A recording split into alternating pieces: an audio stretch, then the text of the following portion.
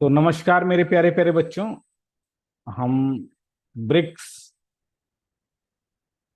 2025 की बैठक हुई है और इसके ऊपर हम पढ़ रहे हैं। इसको हम देखना चालू करते हैं। तो ब्रिक्स जैसा आपको पता ही है, बहुत ही बड़ा संगठन है और इंडिया के लिए इसका रेलेवेंस बहुत ही ज्यादा है। क्या है? इंडिया के लिए इसका रेलेवेंस बहुत ही ज्यादा है।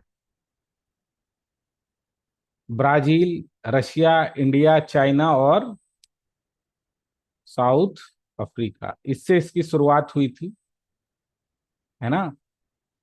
नीलो ब्रायन ने इसका कॉन्सेप्ट रखा था और तब से ये कार्य करती आ रही है। धीरे धीरे धीरे धीरे इसकी क्या हुई है, मेंबरशिप बढ़ती जा बढ़ी है। रही है। हाँ, मेंबरशिप बढ़ती जा रही है और आज की डेट में इसके मेंबर 11 तक पहुंच गए हैं। तो जो सवाल पीटी में भी आएगा और अंग्रेजी में भी आएगा, उसको हम देखते हैं। पहला सवाल तो यही आएगा, रियो डी जेनेरियो में इसकी बैठक हुई 6-7 जुलाई में। और अगर आप पीसीएस देने जा रहे हैं तो वहां सवाल आएगा, strengthening global south corporation for more inclusive and sustainable governance. ये सवाल आएगा पीसीएस में कि भाई ये बताइए कि अधिक समावेशी और टिकाऊ शासन के लिए ग्लोबल साउथ को मजबूत करना। तो ये ग्लोबल साउथ के ऊपर इनका जोर था। और कैसा शासन? शासन टिकाऊ हो और अधिक समावेशी हो।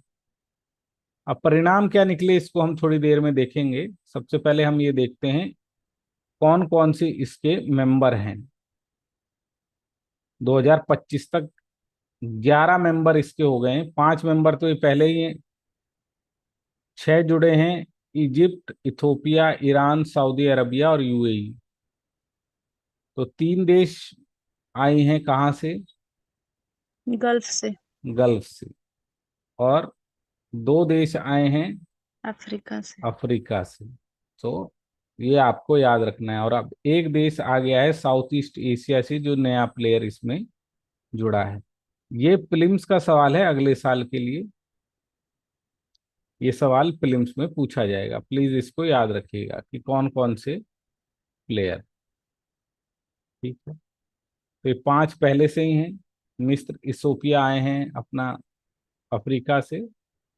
3 देश अपना अरब पेनिनसुला और ये ईरान दूसरी साइड है। इंडोनेशिया, ये साउथ ईस्ट एशिया से खिलाड़ी आए। तो 24 में बाकी सब आए थे, इंडोनेशिया 25 में इसमें शामिल हो गया। इसके अलावा इन्होंने एक और कैटेगरी बनाई है जिसमें ब्रिक्स कंट्री, पार्टनर कंट्री। वह ये भी आकर बैठेंगे इसमें। बेलारूस, बुलाविया, क्यूबा, कजाकिस्तान, वो कंट्रीज हैं जो रशिया, क्या मेरे प्यारे प्यारे बच्चों, रशिया को, हाँ ठीक है, Belarus, Bolivia, Cuba, Kazakhstan, Malaysia, Nigeria, Uganda, Uzbekistan, Vietnam, ऐसी कंट्री हैं जो या तो रशिया के क्लोज हैं या फिर वेस्टर्न कंट्री स्पेशली अमेरिका के साथ साम्यता नहीं रखती। तो दीज आर दी कंट्रीज। तो ये अलग सा गुट नजर आता है। So in addition to the full support member, BRICS partner company category has been created. Belarus, Bolivia, Cuba, Kazakhstan, Malaysia, Nigeria, Thailand, Uganda, Uzbekistan और वियतनाम। ठीक है। अब अगर आपको आपसे ये पूछा जाए, ये मेंस का सवाल अब मैं पढ़ाता हूं, कि ये बताइए रेलिवेंस क्या है ब्रिक्स की। क्या रेलिवेंस है आज की डेट में, इंपॉर्टेंस क्या है ब्रिक्स की, और इसके चैलेंजेस क्या हैं और इसके सजेशन क्या हैं। तो इसको हम देखते हैं। BRICS is a coalition of major economic तो कब इसका जन्म हुआ वो ईयर आपको याद रखना है, नील ओब्रायन का नाम याद रखना है, शुरुआत की कंट्री कौन थी, उसके ऊपर एक लाइन पूछ लेगा, पहली लाइन हमेशा याद रखनी है। दूसरा, अभी 11 मेंबर हैं, वो 11 मेंबर कौन कौन से उसको याद रखना है। ये प्रीलिम्स का सवाल है। BRICS, a coalition of major emerging economies, hold a significant relevance to contemporary global landscape, also facing notable issue and internal challenges. Its relevance lies primarily in roles of counterweighting western dominant global governance. Main इसका यही है कि west की monopoly ना रहे, and as a platform for south south cooperation, दक्षिण की दुनिया, गरीब दुनिया, उभरती हुई दुनिया उसको दे। द ग्रुप कीज इश्यूज, ठीक है, इंटरनल डाइवर्सिटी, स्टेम से लेकर internal diversity create friction and limits to the ability to act as a cohesive bloc. तो समस्याएं भी इसमें काफी हैं। तो आज इसकी प्रासंगिकता है पश्चिमी प्रभुत्व वाला जो ये ग्लोबल गवर्नेंस चल रही है इसको काउंटर करना, दक्षिण दक्षिण सहयोग के लिए एक मंच प्रोत्साहित करना, और इस मुद्दे पर आंतरिक विविधता से उत्पन्न चैलेंज है इसमें कि एकजुट होकर कार्य कैसे करेंगे। तो ब्रिक्स की प्रासंगिकता, पूरी दुनिया में अभी समस्याओं का दौर चल रहा है ना। जीडीपी पर एक दिक्कत है, अमेरिका अमेरिका फर्स्ट कि अपनी आवाज को उठाते ही जा रहा है, किसको उठाते जा रहा है, उस आवाज को उठाते ही जा रहा है। ग्लोबल व्यापार धीमा होता हुआ नजर आ रहा है, एंटी ग्लोबलाइजेशन चल रहा है। डब्ल्यूटीओ आईएमएफ काम नहीं कर रहे हैं। तो ब्रिक्स की ब्रिक्स के अंदर काफी सारी क्षमताएं हैं, है ना। तो इस आर्थिक स्थिति को वो दूर कर सकता है। तो ब्रिक्स होल्ड अ ब्लॉक, इसमें मुझे लग रहा है लगभग कुछ नहीं तो वर्ल्ड की 40% 50% पॉपुलेशन है। इंडिया और चाइना ही 40 में है तो 50 के आसपास होगी। इतनी बड़ी पॉपुलेशन, इतनी बड़ी जीडीपी और इतना बड़ा ग्लोबल ट्रेड, ये आपस में अगर इकोनॉमिकली मिल जाएं, अपनी ग्लोबल इकोनॉमिक पॉलिसी और फाइनेंशियल स्टेबिलिटी को आगे बढ़ा सकते हैं। दूसरा पॉइंट, चैलेंजिंग वेस्टर्न हेजेमनी, पूरी दुनिया में अभी वेस्ट की ही मोनोपोली चल रही है, तो ये मल्टीपोलर वर्ल्ड को आगे बढ़ा सकते हैं जहां पर डेवलपिंग और इमर्जिंग नेशन के इंटरेस्ट आगे बढ़ सकते हैं। रिफॉर्म की बात कर सकते हैं, United Nation, IMF, World Bank, to give a greater voice of south, global south. तो ये इनका एक बहुत है कि ये पश्चिम के प्रभुत्व को क्या दे सकते हैं, चुनौती दे सकते हैं। पूरी दुनिया में एक ही चौधरी ना हो, मल्टीपोलर वर्ल्ड हो, जो एक मंच है जो उभरते हुए और वैश्विक देशों के बढ़ते प्रभाव को ढंग से दर्शाता है। संयुक्त राष्ट्र, आईएमएफ और विश्व जैसे बैंकों में प्रमुख प्रमुख अंतर्राष्ट्रीय संसाधनों में ये सुधार करना चाहता है ताकि ग्लोबल साउथ को आर्थिक प्रतिनिधित्व मिल सके। इसने एक तो आईएमएफ की जगह अपना एक बैंक बनाया है, न्यू डेवलपमेंट बैंक। और अगर किसी को प्रॉब्लम आ रही है, आईएमएफ से कर्जा नहीं मिल रहा है, तो क्या बनाया है, कंटीजेंसी रिजर्व इन्वेस्टमेंट, जो जिसने विकसित वित्त, वैकल्पिक स्रोत और वित्तीय जाल, सब सुरक्षा सबको मिल सके, और ये जो पश्चिम के प्रभुत्व वाले संस्थान हैं इन पर निर्भरता कम हो सके। एनडीबी एनडीबी विशेष रूप से विकासशील देशों के लिए एक आकर्षक है क्योंकि यह स्थानीय मुद्राओं में और कम राजनीतिक शस्त्रों के साथ ऋण प्रदान करता है। तो वेल, अल्टरनेटिव फाइनेंशियल मॉडल भी ये प्रोवाइड कर रहा है। तो alternative financial institution, new development bank, establishment of new development bank and the contingency reserve arrangement provides a member country with alternative sources of development finance and financial safety net, reducing their dependence on Western dominating institution.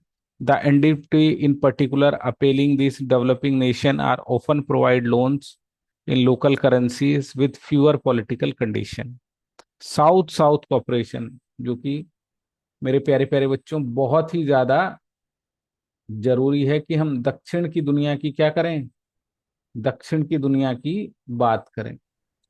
तो BRICS act as a forum of political, economical and cultural cooperation among its diverse member, fostering collaboration on wide range of issue of economic development and trade to the health to the security। Trade में, health में, security में, पूरे में south south का हम corporation कर सकते हैं।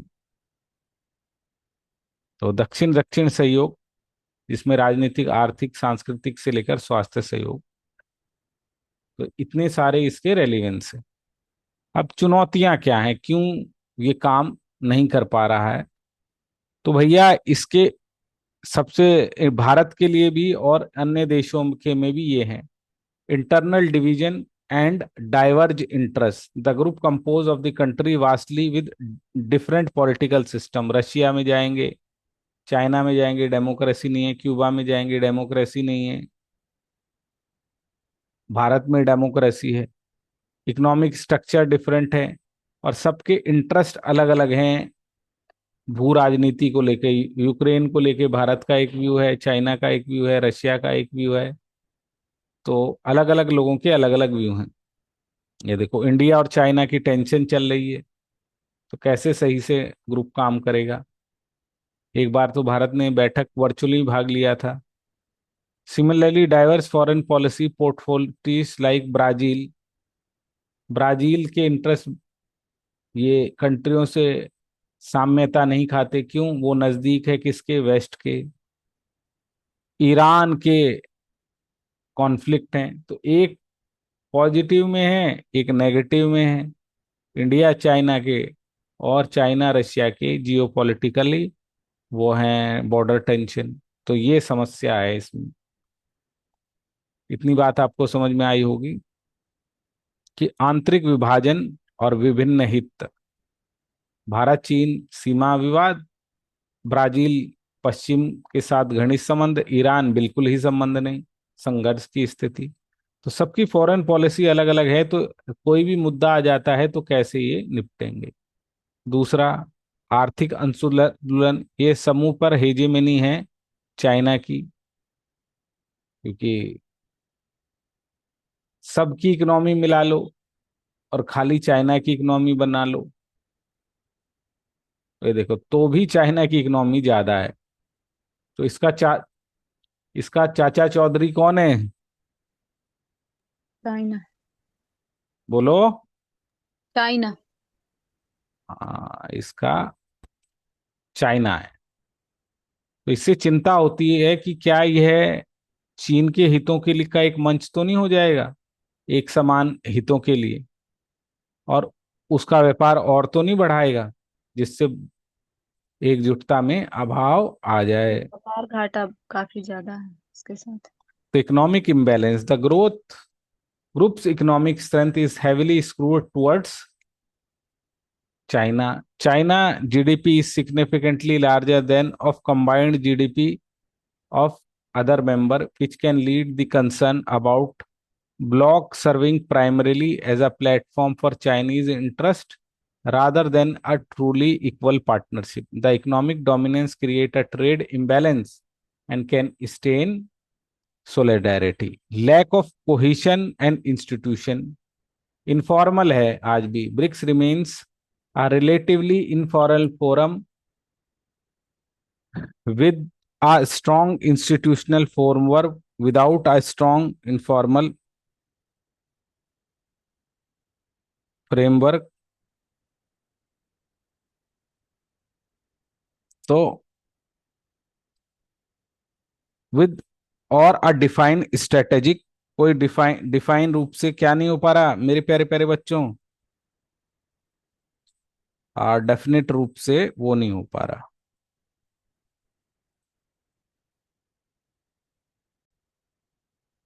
तो तो इनफॉर्मल फोरम है, इंस्टीट्यूशनल फ्रेमवर्क है नहीं, स्ट्रेटेजिक विजन लैक करते हैं, सब लोग हाँ कहेंगे, the decision making are often based on consensus, तो इतने सब हाँ कहेंगे तब हाँ होगी। It is difficult to achieve a growing number of members, potentially limiting group ability to act decisively on major issues. तो सबकी हाँ चाहिए किसी भी मुद्दे पर, सबकी हाँ हो ही नहीं सकती, तो सबसे बड़ी समस्या इसमें ये आ रही है।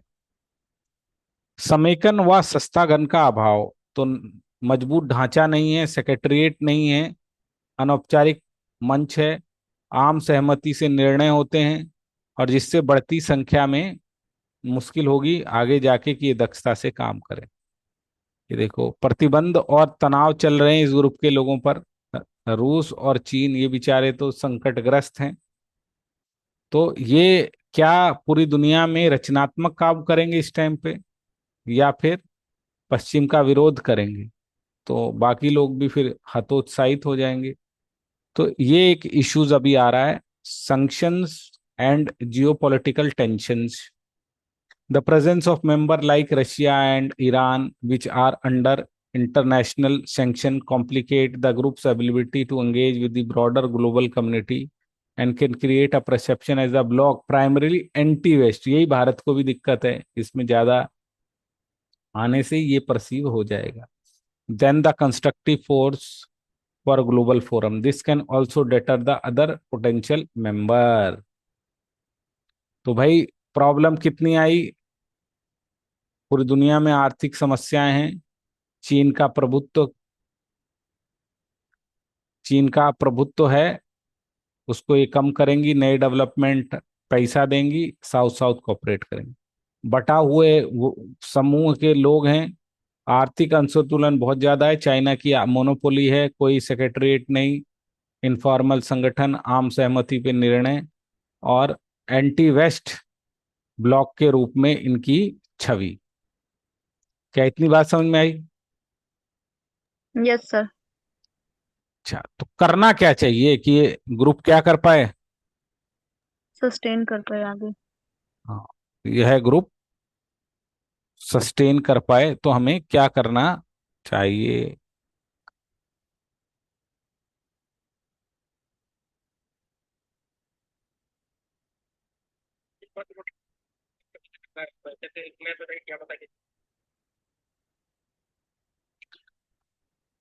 तो कैसे इसमें सुधार लाए? सबसे पहले परमानेंट सेक्रेटरीट लाया जाए बेटा इसका। स्टैब्लिश अ परमानेंट सेक्रेटरी मतलब जहां लोग काम करें, साल भर काम करें, एजेंडा बनाएं, उनकी प्रोग्रेस देखें, आईएएस लोग उसमें बैठे, कुछ लोग उसमें बैठे हर एक देश के। Establish a permanent secretariat similar to that of UN and ASEAN would provide a stable formal structure for the bloc. This body coordinate policy, manage institution project like new development bank, facilitate communication between the member, reducing the reliance on rotating annual presidency। तो अभी इसकी presidency revolve होती रहती है, तो वो कार्य ठीक से हो नहीं पाते। तो सबसे पहले एक स्थायी सचिवालय लाइए, जैसा संयुक्त राष्ट्र का है या आईसीएन है। न्यू डेवलपमेंट की परियोजना कहाँ कहाँ हो रही है, इसको देखा जाएगा।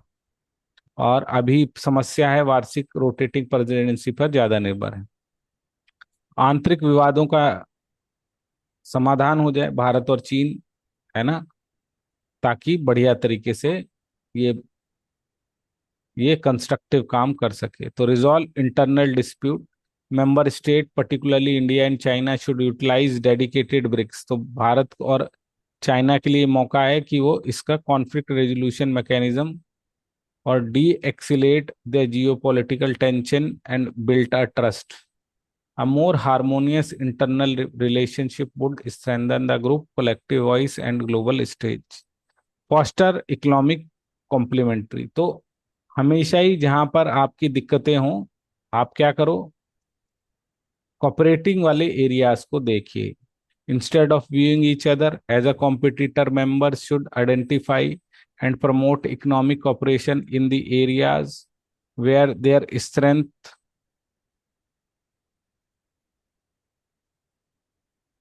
क्या? वेयर द स्ट्रेंथ,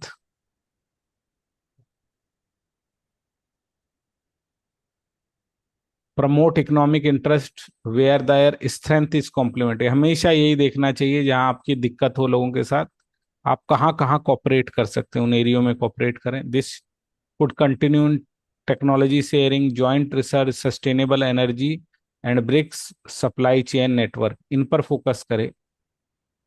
ठीक है, तो इन पे फोकस किया जा सकता है।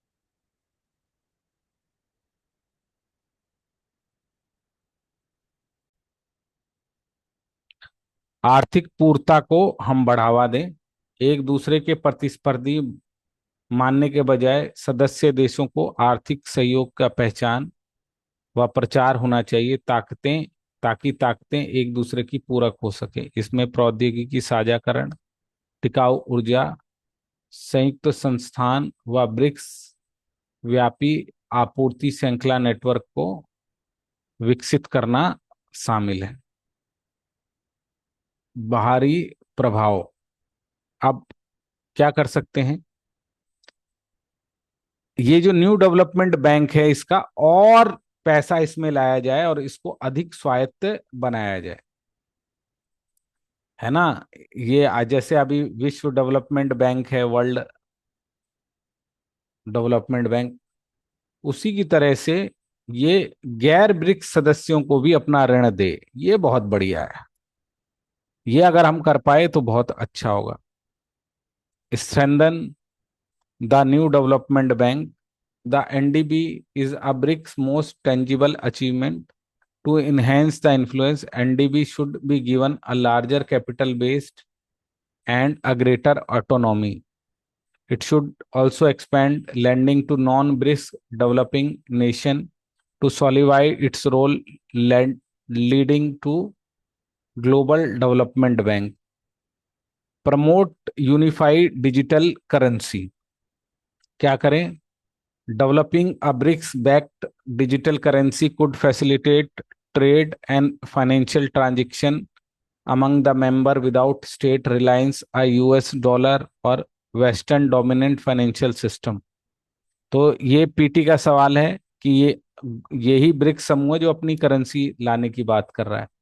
This would reduce risk on sanction and give a growth block greater financial independence. तो अभी सभी को डॉलर रखना पड़ता है और डॉलर को अमेरिका सैंक्शन करने देता है। तो ये क्या काम करें मेरे प्यारे प्यारे बच्चों? अपनी डिजिटल एकीकृत मुद्रा, ये पीटी का सवाल है, इसको लाएं।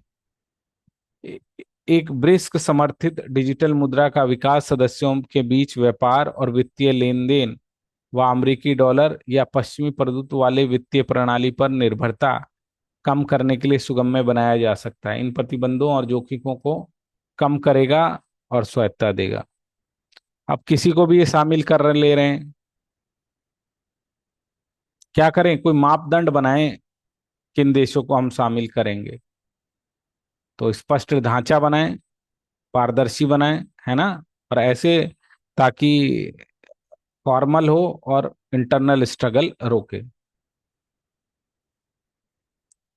तो standardise admission criteria to ensure the sustainable expansion of BRIC must create a clear and transparent framework for admitting new members. A formalized process with specific economic, political, and institutional criteria would prevent internal friction and ensure new member align with the group core objective.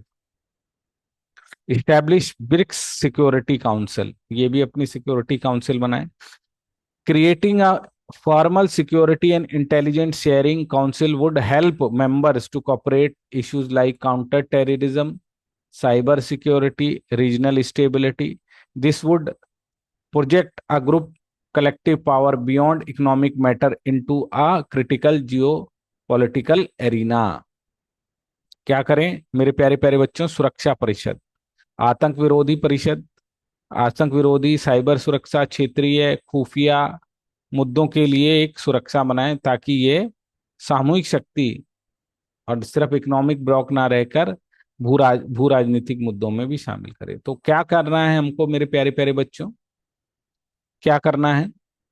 New development bank बनाना है, एक digital केंद्रीकृत मुद्दा को बढ़ावा देना है, प्रवेश के मापदंडों को स्टैंडर्डाइजेशन करना है, सुरक्षा परिषद अपनी बना लें ब्रिक्स की, ये काम करेंगे तो इंटरनल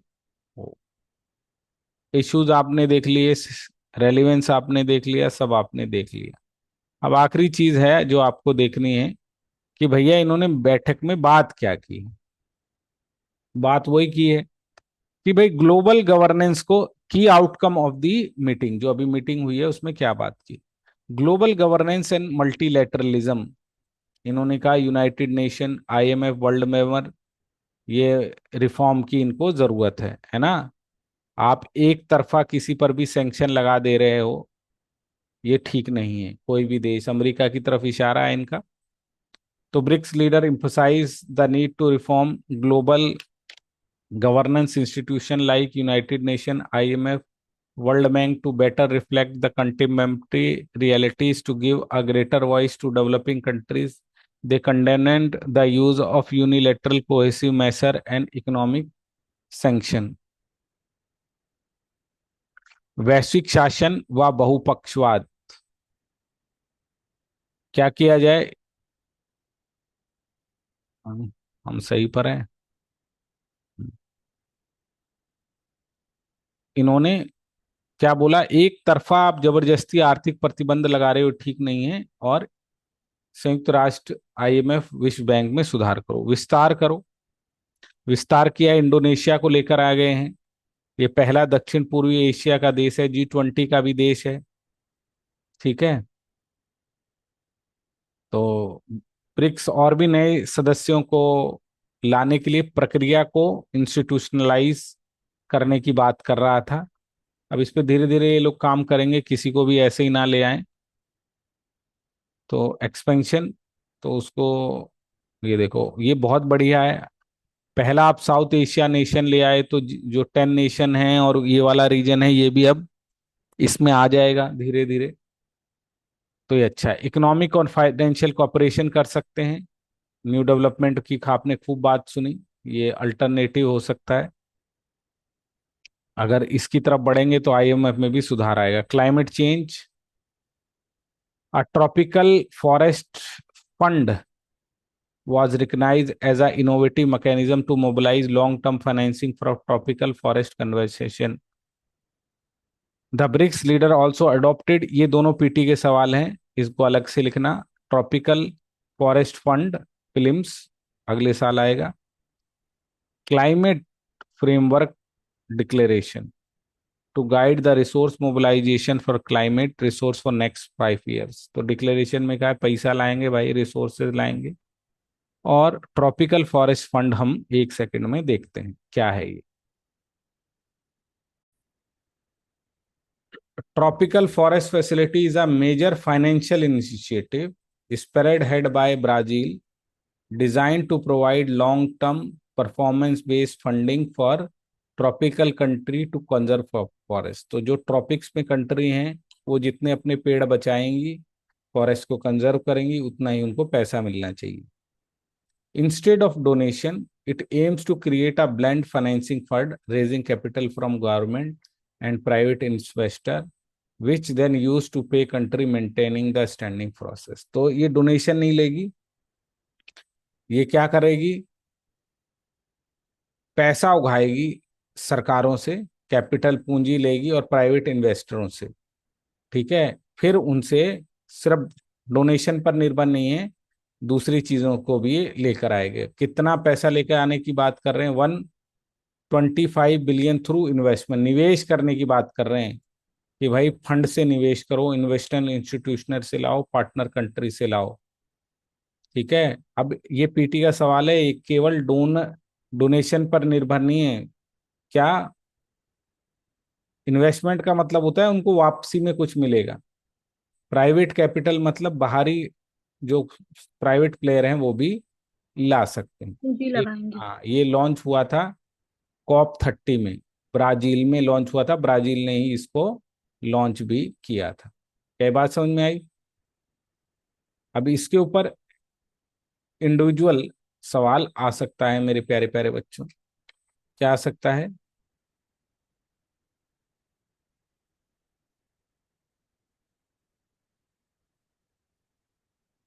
इंडिविजुअल सवाल भी आ सकता है, तो इसको आप प्लीज देख के रखिएगा, ठीक है?